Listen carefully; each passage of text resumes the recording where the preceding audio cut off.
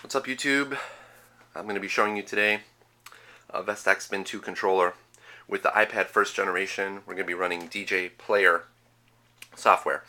The nice thing about this combination is it allows you to use your old iPad generation 1 but have more modern control over it.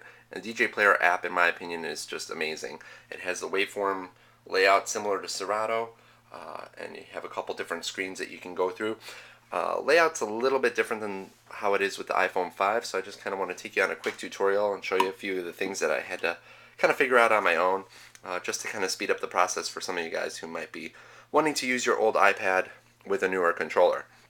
So first off, you want to put this into split mode on the back here, and what that'll allow you to do is use your headphone cueing between right and left, so that way you can hear what's coming out of one channel while the other channel is playing.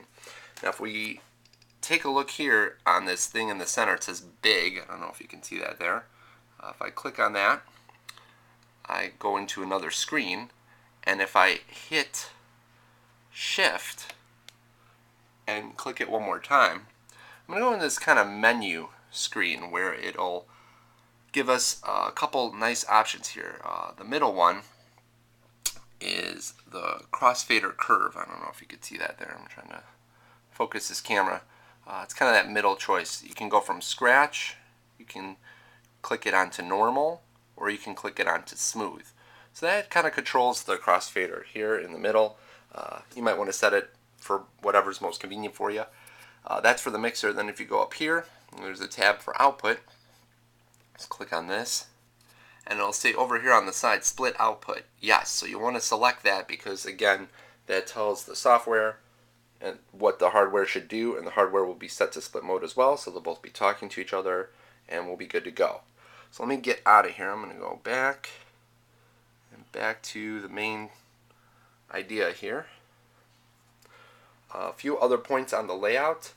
All the EQs and the filter work just as they should. A couple ideas with the shift control. So if you're playing a track, go ahead and turn this up a little bit for y'all. If you hit the shift button and the play, you can go in reverse. And then you take your hand off, and then you're good to go. So I thought that was kind of neat. And let's see what else we got. Cue points. I mean, it's pretty obvious. You could just, it's kind of the regular stuff. I don't really use the looping function. There's a looping function in here that's possible to use, but between the filters and the other effects you could do, like flanger or roll. Roll's kind of fun. Let me see if I can get this going.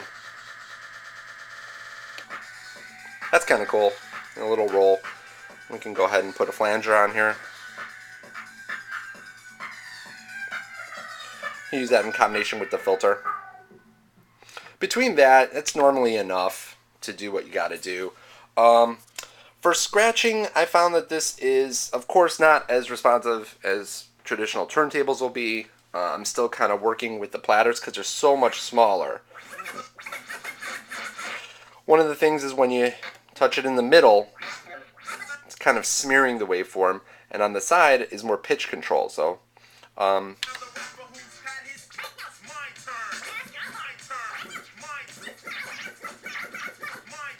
so you could do that kind of 1, 2, 3, 4 in, but you can't get those little stutter cuts, which is one thing that I don't really like, but I haven't had a whole lot of practice with it, so there might be a way to find that out.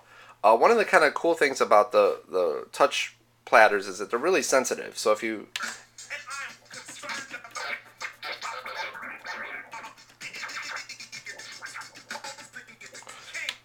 So that's kind of weird. You can't get that effect really on vinyl. So that's kind of a nice little touch, and you can get creative with that. I'm not trying to really do this as a kind of DJ video. I'm doing it more just for explanation of setup.